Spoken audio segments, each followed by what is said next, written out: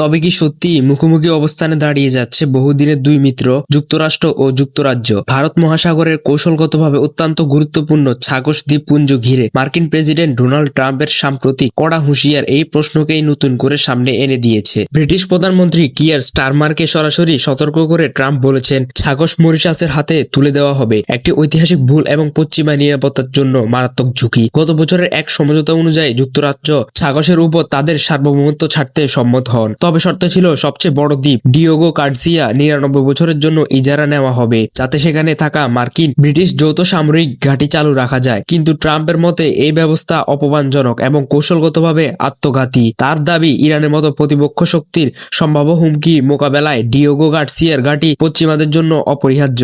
নিজের সামাজিক যোগাযোগ মাধ্যম প্ল্যাটফর্মে ট্রাম্প অভিযোগ করেন, স্টারমার সরকার এমন সব দাবির কাছে নতি স্বীকার করছে যাদের অস্তিত্বই আগে আন্তর্জাতিকভাবে গুরুত্ব পায়নি। তার ভাষায় 100 বছরের নড়বড়ে ইজারা কোনো সমাধান নয়। এটি ব্রিটেনের জন্য কলঙ্কজনক সিদ্ধান্ত। যদিও এর ঠিক একদিন আগেই মার্কিন পররাষ্ট্র দপ্তর চুক্তিটির প্রতি সমর্থন জানিয়েছে।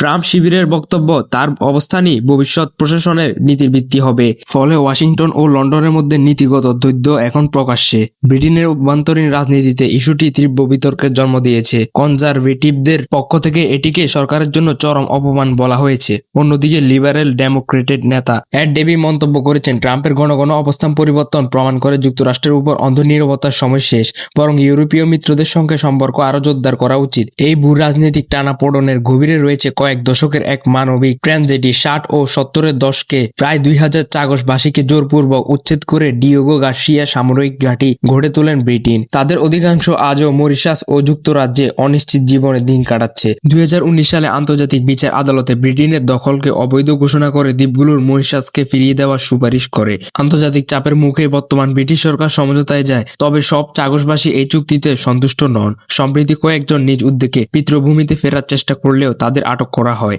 এবং জরিমানা ও কারাদণ্ডে হুমকি দেওয়া হয়, যা নিয়ে মানবাধিকার সংগঠন ও জাতিসংঘের তীব্র প্রতিক্রিয়া দেখা গেছে। বিশেষজ্ঞদের মতে ছাগস এখন কেবল একটি দ্বীপপুঞ্জ নয়, এটি হয়ে উঠেছে বৈশ্বিক শক্তিগুলোর আধিপত্য বিস্তারের প্রতীকী মঞ্চ। একদিকে মরিশাসের সার্বভৌমত্ব ও বাস্তুচ্যুত ছাগসবাসীদের ন্যায্য অধিকার, অন্যদিকে যুক্তরাষ্ট্রের সামরিক কৌশল ও ব্রিটেনের আন্তর্জাতিক ভাবমূর্তি। সব মিলিয়ে পরিস্থিতি জটিল এক ভূরাজনৈতিক আবর্তে ঘুরপাক খাচ্ছে। এই সংকট শেষ পর্যন্ত মিত্রতার সম্পর্কে কতটা প্রভাবিত করবে, নাকি নতুন করে সমঝোতার পথ খুলে দেবে, এখন সেটাই দেখার বিষয়।